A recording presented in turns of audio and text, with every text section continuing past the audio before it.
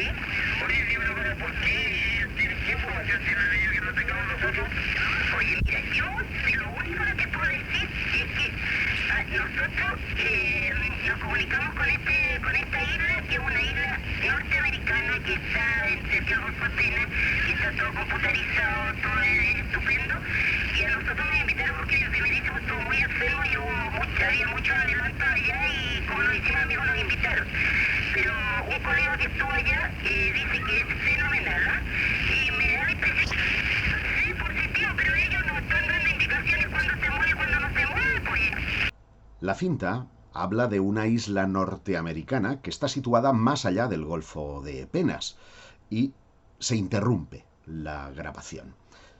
Pero si vamos a la transcripción que nos ofrece Octavio Ortiz en su libro, leemos que está todo computerizado, todo estupendo, y a nosotros nos invitaron porque mi marido estuvo muy enfermo y había muchos adelantos allá. Y como nos hicimos amigos, nos invitaron. Pero un colega que estuvo allá, se refiere a Alberto, dice que es fenomenal y me da la impresión de que son como mormones o una cosa así. Mormones, también conocidos como Movimiento de los Santos de los Últimos Días, que siguen los postulados del estadounidense Joseph Smith, quien en 1830 tuvo una visión de Dios y el mismísimo Cristo al norte de Nueva York y una segunda de un ángel llamado Moroni que le dijo que encontraría unas planchas de oro con una lista de profetas. ¿Eran los Friendship mormones? Y si es así, ¿cómo es posible que anticiparan los movimientos del objeto? Nosotros, mi señora, mis 3 hijas y yo, en este asunto éramos, te digo, ignorantes. No sabíamos nada de extraterrestres, de ovnis, ni tampoco nos interesaba absolutamente nada. Y de repente nos ocurre esto que estamos escuchando aquí en este momento. Y quedamos totalmente descolocados porque mira, no sé, imagínate que hay un hombre arriba que nos está hablando, que la nave, que se va muy para allá, que hay un globo arriba, que es una nave extraterrestre. Entonces para nosotros fue muy impactante todo este asunto. Y no sabíamos al final, parece que son mormones, que están en una isla del sur de Chile. No podíamos identificar todavía porque no sabíamos qué trataba. La creencia generalizada es que los mormones o santos de los últimos días creen en extraterrestres. Es más, uno de los embajadores de Friendship, del que hablaremos a continuación, era obispo mormón. Me refiero a Ernesto de la Fuente. En sus contactos se dará cuenta que lo que cuentan los élderes es lo mismo que cuentan los Friendship. Es decir, los Friendship son los mormones de otra galaxia. La gran isla de Chiloé parece ser el punto de partida de toda la aventura, de todos los contactos. Octavio Ortiz y su familia acudieron allí para embarcar en el Mytilus II, pero un acontecimiento conmocionó al radioaficionado y decidió regresar a Santiago de Chile. Nosotros nos íbamos, fuimos un par de veces, fuimos hasta Chiloé. Imagina, viajamos en nuestro carro con las 3 niñas Ariel dijo, vénganse con nosotros, tenemos, tenemos un departamento especial en la isla para ustedes, tenemos una piscina con agua temperada para que las niñas se gocen y tenemos para ustedes todo listo. No traigan nada, no traigan ni el cepillo de dientes, no traigan nada. Nos fuimos, así callados. Entonces, estábamos ya en Chiloé y yo salí, íbamos a tener una conversación con Ariel porque Alberto andaba en el yate muy cerca y nos íbamos a juntar ahí en Quellón con Alberto para hacer todo nuestro traslado a la isla. Yo estaba en mi carro, llovía mucho, hacía mucho frío también, y yo estaba frente al puerto, al molo, al dique donde llegan los barcos y todo eso, esperando por la embarcación marítima Nautilus 2. Y en eso, por mi radio de mi carro, escuché a Ariel que me llamaba. Lo escuché con bastante dificultad porque se escuchaba mal y con mucha estática.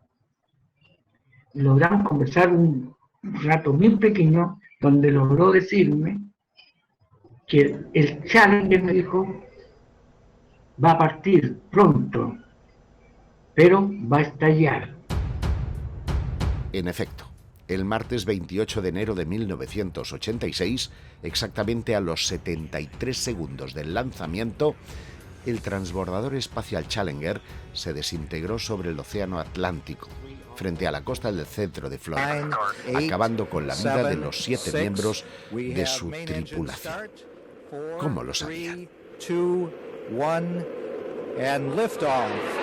Liftoff of the 25th Space Shuttle mission, and it has cleared the tower. Now control. Roger, roll, Challenger. Good roll program confirmed. Challenger now heading downrange. 3 good fuel cells, 3 good APUs. Velocity 2,257 feet per second. Altitude 4.3 nautical miles. Downrange distance 3 nautical miles. Challenger, go with throttle up. Roger, go with throttle up.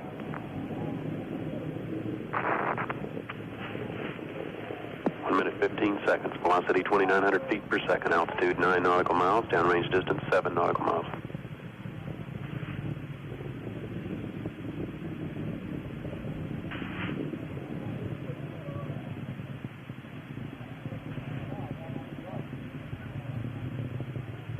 Después de aquello pasaron cosas bien extrañas.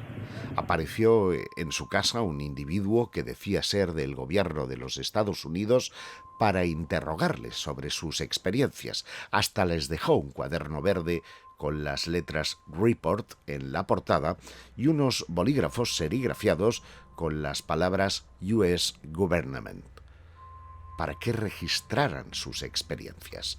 Pero el tipo jamás volvió.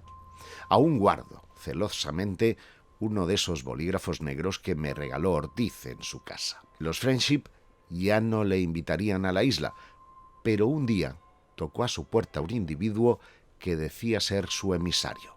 Se llamaba Ernesto de la Fuente. Era una persona muy culta, una persona que leía bastante, le gustaba mucho la tecnología, y que era uno de los aspectos interesantes en el tema de Friendship, todo el acceso a presuntos componentes tecnológicos, religiosos, etc. De la Fuente era una persona que era muy especial. La verdad que él era una persona que leía bastante de ciencia y tecnología. Siempre él estaba en contacto con personas extranjeras. Me da la idea porque él era mormón también, y creo que llegó a ser obispo mormón también. Fue mormón después. Fue mormón. Sí, fue, por supuesto. Ernesto de la Fuente fue mi gran amigo, fue nuestro gran amigo.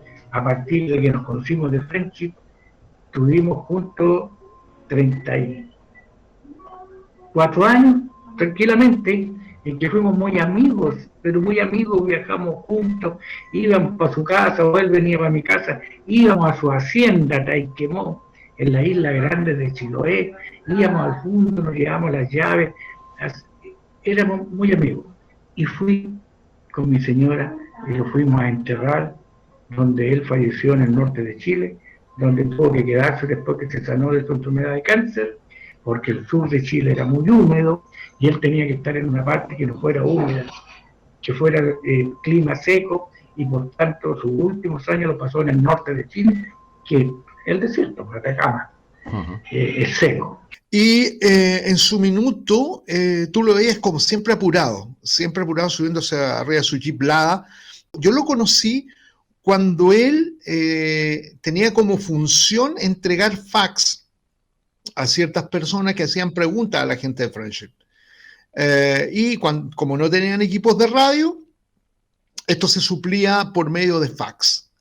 Inclusive en un par de oportunidades, Tania acompañó a De la Fuente a entregar estos fax, estas cartas a personas que hacían estas preguntas. Yo recuerdo que una vez tuve acceso a uno de estos fax y eran sumamente, aparte de estar bien escritos, era muy similar, insisto, un poco al tema de Humo, porque eran con muchos antecedentes técnicos. Me acuerdo que hay un ingeniero que pregunta sobre las posibilidades de vida en Marte y le dan son como 3 páginas de información hablando efectivamente del tema. Hacen todo un análisis de densidad de Marte, tipo de mineral, estructura, descubrimiento. Después se pasean un poco por el tema del mito de Sidonia y las pirámides de Elysium, y hablan de varios otros tipos de estructuras que estarían ahí. Y también interesante que después mencionan una fuente. Si usted quiere más información, diríjase a la publicación Applied Optics, doctor Mark Carlotto, Analytics Science de Boston, página tanto y tanto. Te dan biografía. Sí, era muy entretenido hablar con estos tipos porque finalmente uno aprendía harto, te motivaba y aprendías harto. Entonces, y en ese tiempo no existía el internet, no existía el Google ni nada de eso como para llegar y ponerse a hacer un mamotrepo. Entonces eran tipos que tenían esta como conocimiento de tipo técnico, científico, pero a su vez, entre paréntesis, tenían una ética como espiritual media cristiana. Era una simbiosis bien interesante.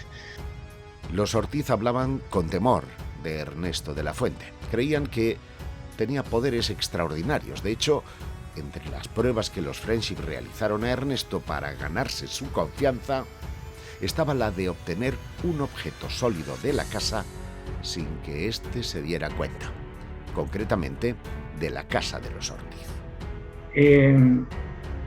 Fue una noche bien especial. Nos llama Ariel, nos dice que si podemos estar en la casa, en nuestra casa, esa noche, debe ser un sábado, me imagino, porque tienen que hacer un experimento.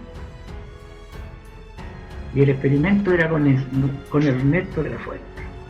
Algo iban a hacer con Ernesto que a nosotros no nos dijo Ariel.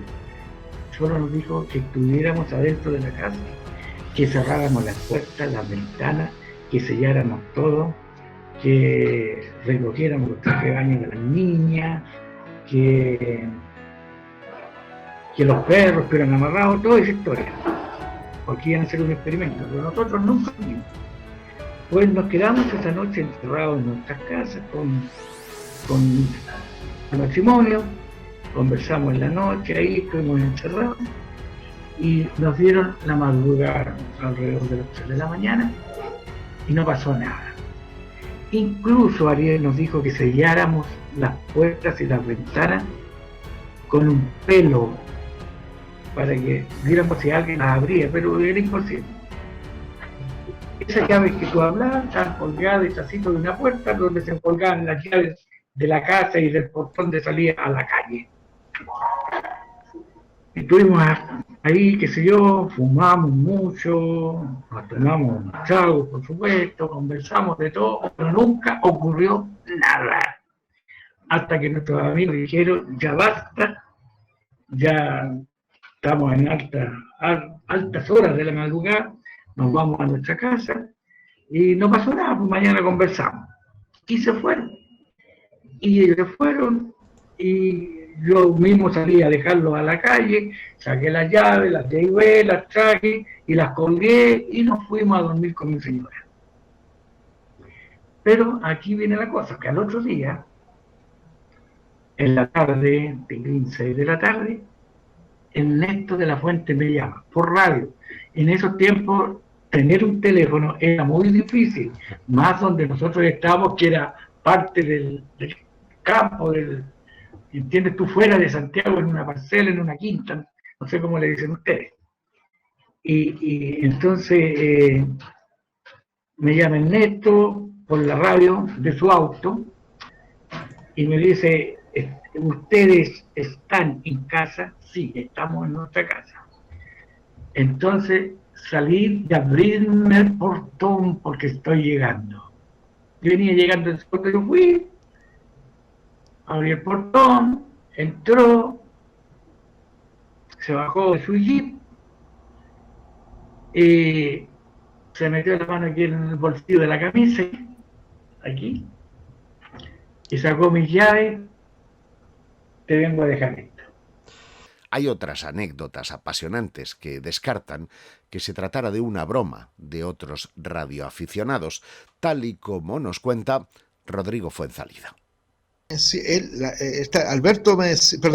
Pancho me decía que él pensaba que los Friendship eran tipos como medios mormones, que eran tipos que tenían una especie de diría yo, congregación religiosa, pero que no son nada más que eso, religiosos que andan, pero por lo menos ya me daba cuenta que a Pancho tenía la noción de la existencia de los gringos, ¿no?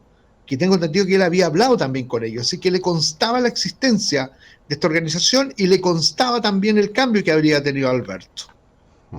Ahora, él también me decía lo mismo, me decía exactamente lo mismo, que ellos se comunicaban por radio por el hecho que tenían que socializar con gente, que eso era como... Y hay gente que se pasaba rollo, y era por eso que de repente personas que tenían contactos con la gente de Friendship hablan de cosas muy triviales, de cosas, una vez pidieron hasta una receta de empanada de marisco, cosas de ese tipo, eran bien triviales, y de repente aparecían situaciones extrañas. Por ejemplo, Mónica de la estación Topógrafo, que era la amiga esta que tuvo una relación así muy directa con Ariel, conversaban todos los días. Ella me contó, y almacena todavía, ella y su hija, porque su familia vivieron muchas situaciones muy interesantes con estos presuntos friendship.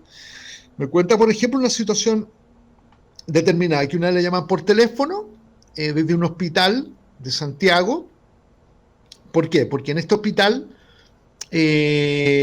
necesitaban urgente una válvula para el corazón, para un niño de 6 meses.